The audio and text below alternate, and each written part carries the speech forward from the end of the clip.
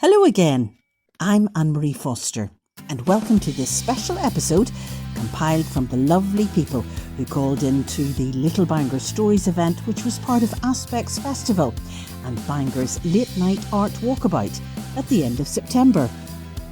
I produced some clips from the podcast so far, and the creative people at the Digital Film Archive, which is part of Northern Ireland Screen, put together some clips of events in our city from years ago to provoke memories.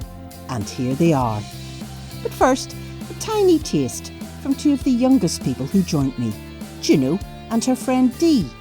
Perhaps this will be a memory for them in times to come. Okay, all right, so I'm going to start with Juno here. What is the thing you like most about Bangor, Juno? I like that it is local, it has lots of friendly people, and it sometimes has bad weather, but you know, that's kind of normal for us. But the best thing about Bangor is the community, I guess, about it. And where's your favourite place in Bangor? Probably Wood Park. Why is that? Because it's just very peaceful and has ducks, has chickens, well, Gooses. Goose, yeah, and People. birdies. So, yeah. Do you like Ward Park, Dee? Yes, Why do you like Ward Park? because I always see my friends there, and everyone goes there with me, and sometimes I see gooses and ducks. And is it your favourite place in Bangor? Yes. Will she remember the gooses in Ward Park? I hope so. Here's John from Newtonards, who was a similar age when, on a walk back from there with his father, they came upon something extraordinary. Tell me about your little Bangor story, John. Well, I remember being a small child and coming from Newtonards with my dad. And we would have always visited the park in Bangor because it was such a great park with the animals and the big slide. And then we would have walked down into Bangor. And this one day that I remember, we walked along Hamilton Road, and at the bottom of Hamilton Road, the traffic was closed off and there was a really large crowd. And lo and behold, what transpired was there was some kind of advertising stunt going on for Herbie, which is an old Disney film for those of you that remember. The original one was made in 1968 and then the next one was 1974. So I'm guessing this must have been sometime around then. Without giving away too many, personal details, roughly what age would you have been? Oh, well, when that film was released, I would have been 4.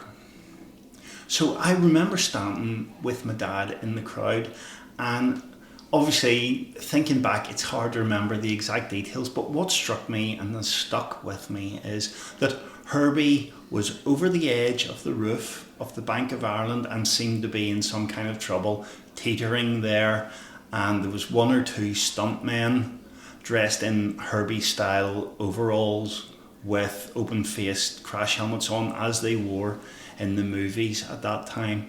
And I just remember standing there and watching it with my dad. So this is let's get this right, this is the Bank of Ireland, right in the centre of Bangor, surrounded by the other banks, a kind of Art Deco building.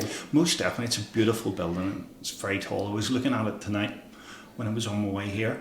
Yeah, it's a fantastic building, and it is one of the tallest in town, at least at that stage. It must have seemed huge to a 4-year-old. Well, everything does seem big when you're a little kid. And yeah, the crowd seemed really big. And yeah, that seemed a long, long way up there. So it was very, very exciting for me because obviously we were big fans of all those Disney films as kids. Now, Herbie famously didn't have a human driver. Herbie drove and decided everything himself. Did Herbie manage to get down from the top of the Bank of Ireland building? Oh no, Herbie stayed up there. I think it ended with, I'm guessing now that he was on some kind of tilting table type device and they were able to square him away and pull him back onto the roof. But it was obviously something you've never forgotten. No, it's funny. It stuck with me. And speaking of fathers, Caitlin had a memory too. Okay, Caitlin, what do you like about Bangor? I love the creativity in Bangor. I love seeing that even when it's not asked for, or might cause arguments, people still want to throw out their ideas in however much colour or however they want to. The musical and artistic scene in Bangor is just thriving, underground, overground, and it's great to see the more known people helping out the lesser known people, and the lesser known people just doing it anyway if they don't have any help. Now, you're not that old, but what's your earliest memory of Bangor? Oh my goodness. A prominent one for me would probably be my dad teaching me how to ride a bike. One day he just said, "Right, come on, Caitlin, let's go," and took me to Kingsland, and took the bike alongside him. And I should have probably known that was what we were doing, but I hadn't figured it out until he said, "Okay, get on the bike and start pedaling." And where there's the wooden structure leading up to the telescope, we just went back and forth until I knew how to do it, and then I cycled home. And have you been cycling ever since? A tiny bit, some vintage bicycles, vintage tandem bicycles as well, hopefully in future. But I did enjoy it any time I was on a bike. Childhood recollections featured prominently and poignantly too. Here's Moira Anderson, ní Moira Howe, on growing up in the family of a well-known Ballyhome shop. So tell me a wee bit about yourself, Maura. Where did you grow up? I grew up on the Grimsport Road. I was born in 1955, the youngest of two sisters, and we actually lived in the shop that my parents ran for a business, which was, I suppose, like quite a large grocery shop. It was, I suppose, a cut above this corner shop. It was quite big, and eventually turned into a mace store somewhere along the line. But it was an old detached house. It's now actually a block of flats on the corner of Godfrey Avenue and Grimsport Road, big yellow flats. But it had lovely gardens and everything. It was a big villa, and my father, in his wisdom, converted the ground floor into a shop. What was it called? It was called the Villa Stores, and my father was very proud of it, and his window displays, which were all sorts of stickers for everything, and he was always putting it in for competitions. And I think actually it has had photographs in Bangor Library on occasions. It's appeared when they've been doing their sort of retro Bangor things. I don't know where they got that photograph. So did you live above the shop then? We lived above it and sort of behind it also as well. We had a very nice garden with apple trees and stuff like that. So we actually had quite a nice time, apart from the fact my mother worked, from 9 till 7 at night, and I suppose in those days that was quite odd. There weren't that many working women, so I had a fairly free childhood, to say the least. So I was lucky I was at the beach. So did you help out in the shop as well? We helped in the shop from no age, and I used to pride myself on being able to cut a perfect 1/4 pound of cheese with the cheese wire, because I did it so often. I was able to get exactly the right thing made. That was how I it gave me some pride to be able to do this, get it as close to the weight that they wanted. And were you paid in sweeties? Weren't paid at all, but we were very young, and my sister, who was a bit older, she resented it because it ate into her weekend, because she was expected to work in the shop all day Saturday and Friday nights. So she was not so happy by the time she got to about 17 to have the shop. You were telling me, a wee bit about how you used to do deliveries around did. the Ballyhome area, Yes. to some of the very posh houses. We did all the deliveries. I knew every person in Ballyhome by name, Mrs. this and Mrs. that, and Mr. this, Mr. that. And we would have been the main shop, I suppose, in that area, and my father did deliveries. We had a van, and we always had a big car, because he wanted to have a big car to put all the stuff in. And once my sister got her driving licence, which was forced upon her as quickly as possible, we were given the job of doing the deliveries at the weekend, which they were mostly at the weekend, Friday night, Saturday, Thursday nights probably. So we would pack them all in. Having worked in the shop, we would pile everything into the car, usually in small cardboard boxes. They never got very much. A lot of them were old widows and things like that, living on their own, very small, some of them. And we delivered them around all the houses, around Dufferin Villas and what's the other villas down there? I can't remember. There's 2 sets of really nice villas. And Morningside, where the Werners, who were a very glamorous couple who owned Warner's shoe shops. And we used to deliver to all these people at the little groceries. And then we had all the local people around Grimsport Road area, Godfrey Avenue and everything, who maybe didn't have that much money. And I think it was the thing back then that everybody got their groceries on tick, as it was called. So they got it and paid for it later on. And that caused a lot of family friction, because my mother was always saying my father was the worst businessman ever because he was giving everybody stuff on tick. And half the time he never got the money back. And she used to go, you need to stop this tick business. So-and-so somewhere else isn't giving people things on tick anymore. So I remember all that going on. How long were they there for? They were there. They met in Caps. I remember them telling me just after the war, and they got married, and they were a very unsuited pair. But so they were there, and they bought that shop. I think they got married in 47, and they must have bought the shop then. What were their names? Bob and Betty Howe. And my father was very like an army sort of person. He hadn't been in the army, but he had grown up in the Malone Road or somewhere, and he was very well spoken, and he was very tall and moustache and everything like. And he had a sort of local nickname, especially among the people, my friends and things. Everybody called him the Major, because he just looked like somebody who'd been in. He was a bit Basil Fawlty, to be honest. He was a bit along those lines and looked a bit like him. So he was always, everybody used to say to me, how's the Major? How's the Major getting on these days? And did they sell it to Greer's? They sold it, I think, to Greer's. I can't remember if there was somebody in the middle who didn't keep it very long, and then maybe Greer bought it. I'm not too sure, but my father must have been 60 by then, and my mother was very fed up with working in the shop all her life, and they sold it at that point in time. I think my father expected my sister or I to take it over, but my mother said, for goodness sake, let them do something more sensible. So he was very upset, but because there was no son to take it over or whatever, it got sold. Well, in spite of that, do you have happy memories, or do you have a really good memory that stands out? I have a lot of mixed memories about it, really. There were some good memories and there were some awful memories about it.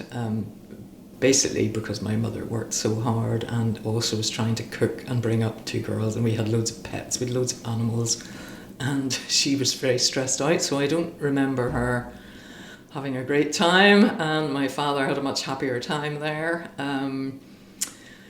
I can't really remember.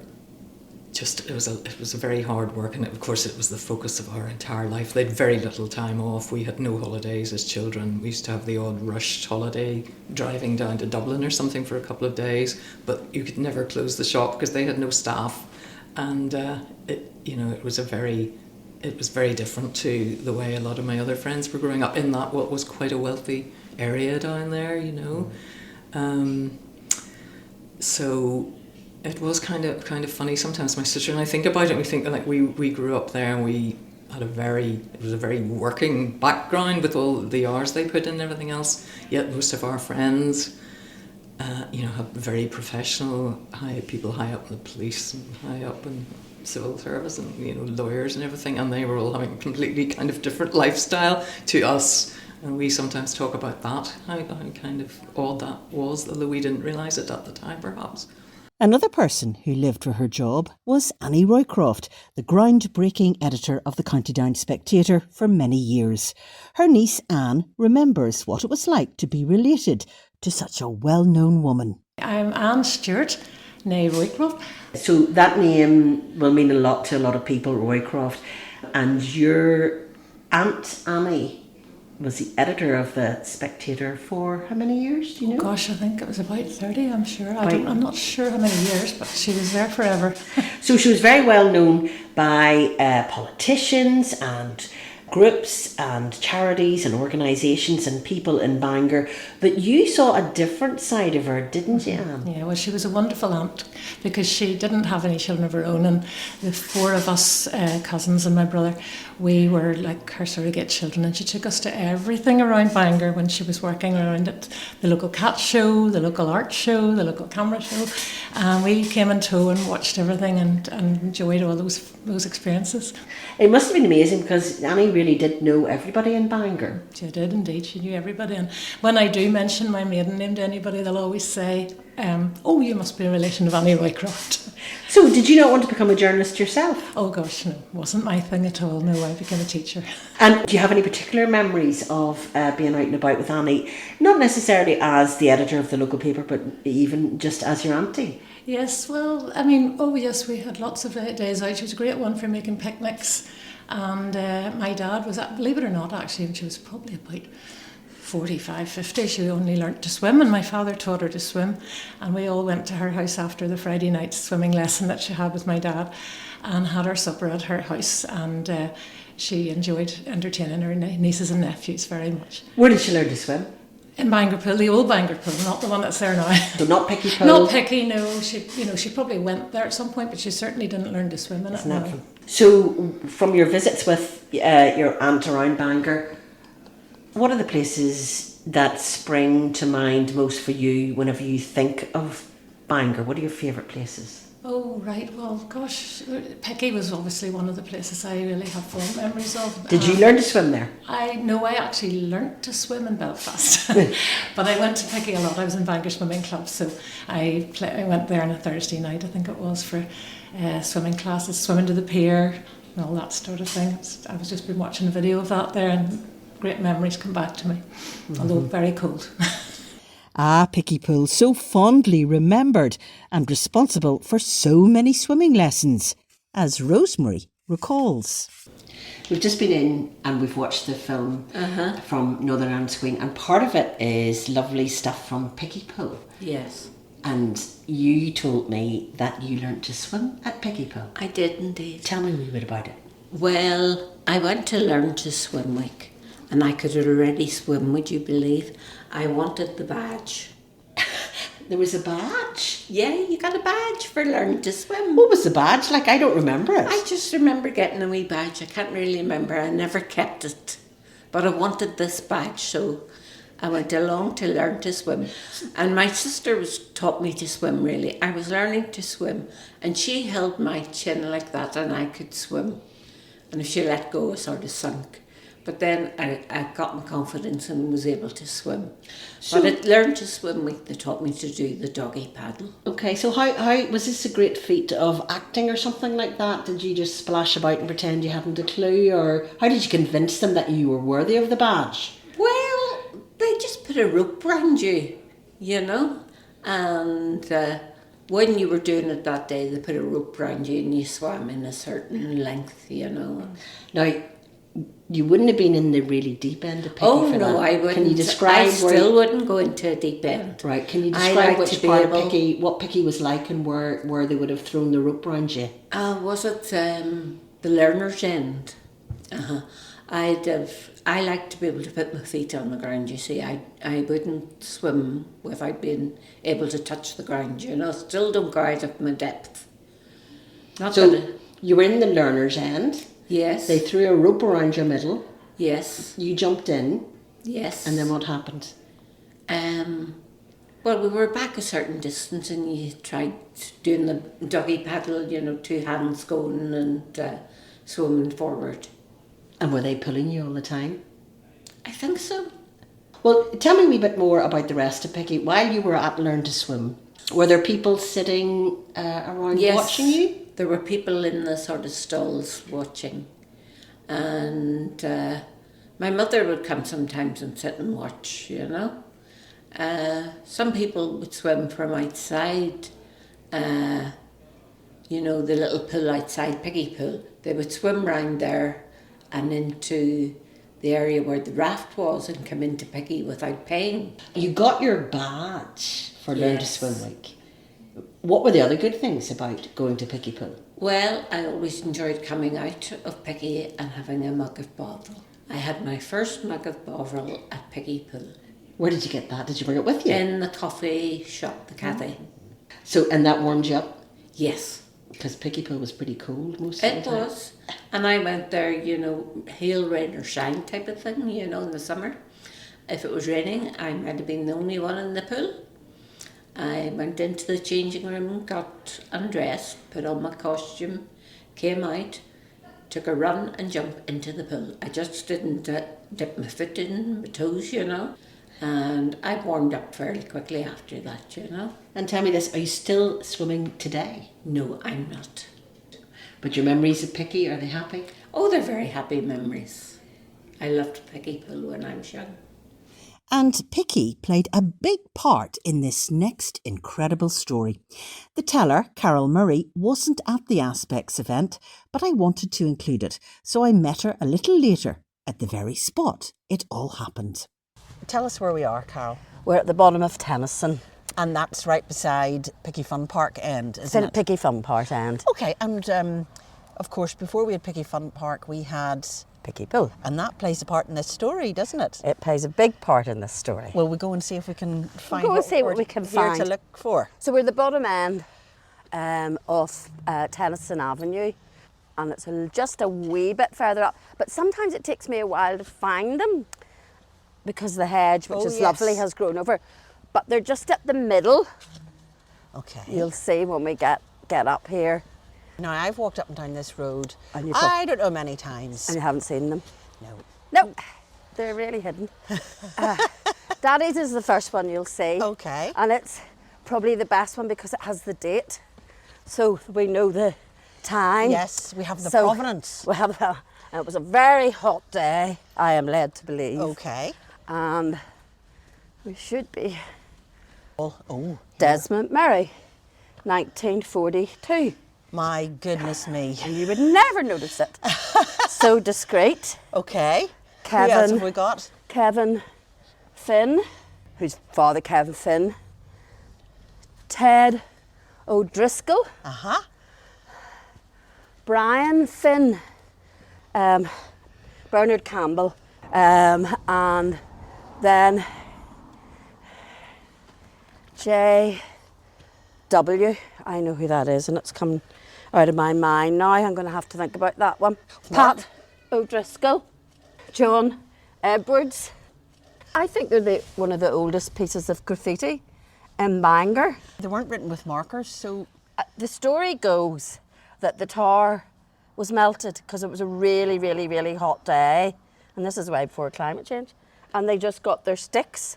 Okay. And they used stick on the melted tar. And they put these on the wall. And they've been here all that time. All that time, my goodness. And what age do you think what your dad was whenever Well, I think because... Well, Daddy's born in 1926. In uni. 16? Yeah. Well, they probably was... he would have... But they all went to university quite a bit younger in those days. So he probably would have left. Our mum would have been at Queen's. Because he got a scholarship to do law at Queen's when he was quite young. Okay, so he came from Armagh. What was he doing in Bangor then? Oh, no, he was born and bred in Bangor. But he went to boarding school there. Went to boarding school. Because his dad died when he was very young and off to boarding school. But boarding school was the thing everybody did then. That. Yeah. Uh-huh. So I think he probably would have been at Queen's doing law. So we know, because we know it was tar that they used to write their initials and the dates and things on, and it was a very hot day. This must have been maybe when perhaps they were on a summer break from university or something. Definitely like a summer holiday. They all were big swimmers. He dived. He was a really good... I think he actually dived for Ireland. John Edwards? Yeah, John Edwards. And they were all... I don't think Daddy was that great swimmer, but they all used Pickie Pool all the time. And this would have been their way up home. My father lived in Osborne, and they all lived around this sort of area, vicinity the kind of at that time. Area. Yeah. Okay, so the really interesting thing about this is, as you say, the first one that we come across is John Edwards, who in later life was our magistrate. Became a magistrate. And your daddy, Desmond Murray, became a lawyer. Okay, let's carry on. Still, Pat O'Driscoll would have been Allied Irish bank the banking manager. family. And Kevin Finn became a priest. Uh-huh. And I think that's Ted O'Driscoll. Another brother, Yeah. brother of Pat, also in the banking family. And that's another Finn, which would have been Brian Finn. I just don't remember. I think he was more a connection with Kevin Finn and the O'Haras, Yes. that sort of a way. Okay. And then that's Bernard Campbell, who was a very good artist, but also a lawyer too. A lawyer too. So you just never know with graffiti, sure. You don't. So it's These just young reprobates. Yes, completely. Wrote on somebody's wall with tar and probably could have, well, maybe if there'd been a passing policeman in those days, they all might have ended up in court for destroying property. Exactly. But instead they became a judge, lawyer, bankers, priest, artists. And it's still there. It's still here. That's fascinating. So there you go. We have so many talented street artists in Bangor. I hope they trace their heritage back to those tar boys on a hot afternoon. And now, another story of a bit of Bangor, and how recording works, and how it all could have gone very wrong. Okay, so this is a bit of an odd question, but it's for my levels. I'm saying that. I'm assuming that neither of you worked in the media, or sometimes I do this and people go, yeah, they're fine. Anyway, so give me your first name and what you have for tea tonight, please. Linda, and we had quiche Lorraine, sauté potatoes and kale. Oh, lovely. And what's your name? My name is Morris Mahaffey. Now, we're here at the Little Bangor Stories Aspects event. Do you have a Little Bangor story for me? Tell me about where you've lived in Bangor. I lived in Bangor the last 42 years in Townland of Ballyholme, which is a Scandinavian term, means creek town because of the Viking settlement at the Little River. So our house is beside the river, the Ballyholme River, and was built by Mr. Aiken in 1927, and he was the builder for all those houses in that area. Apparently he did his apprenticeship in New York, in Brooklyn, and he named the street Brooklyn Avenue after where he did his apprentice. That's fantastic. So do you all have to speak with a New York accent or anything like that as you greet the neighbours? What's the best thing about living in Bangor for you? Oh, people are friendly. There's the walled garden. We love the walled garden. We live by the beach. It's lovely to walk on the beach. We have Crawfordswen Country Park close by. We have Groomsport. We love to go to Groomsport. There's just so much to do, and people tend to run Bangor down, but we're very happy here. Now, you came here, you were telling me earlier on, in the early 1970s? That's right, 1973. And what do you remember about that time? Bangor was still the old Bangor at the time when we came. Obviously, I came from Kent. I had been living in London, came from London. Then we arrived here in 1973, as we said, and Bangor still had the old shops, the old individual shops. It took me a while to get used to being in a new situation, but I really miss now those little individual shops. And you remember Pickie Pool when it was yes, kind of at its height? Yes, we do. And we still remember they were still doing the square dancing on a Wednesday evening at Pickie. And that was always nice to go to and see in the summer. And Morris, did you take part in any societies, any sporting clubs or anything like that in Bangor over the years? Not really. I actually worked for the BBC, so I worked very antisocial hours. I knew it, the one person. We'll start that again, will we?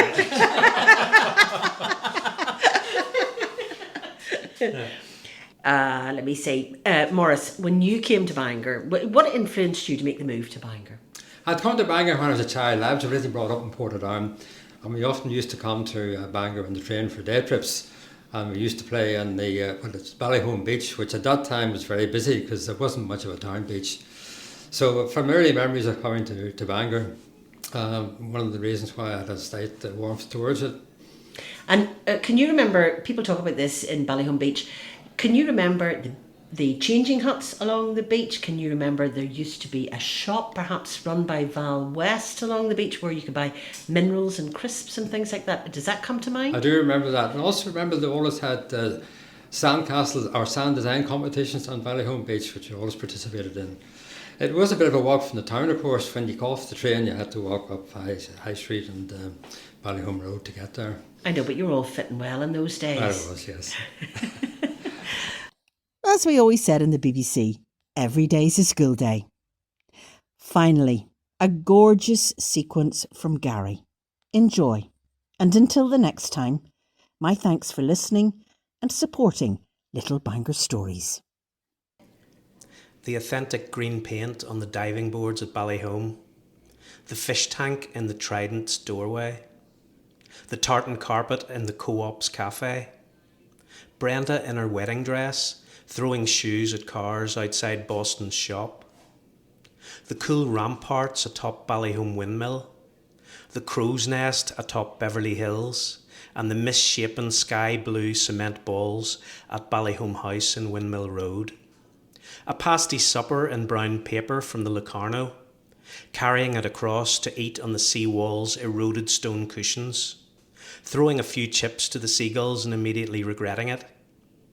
A yellow crane lifting a boat at Ballyholme Shipyard, the rails across the road, a lemon top ice cream from blonde Mrs. Piper in the Barry's ice cream van, chocolate sprinkles, red and green syrup, the smell of ozone, the horse trough on Hamilton Road, a picture of a Hawaiian burger in Ken's on Abbey Street, wondering if that could really be whipped cream and a cherry.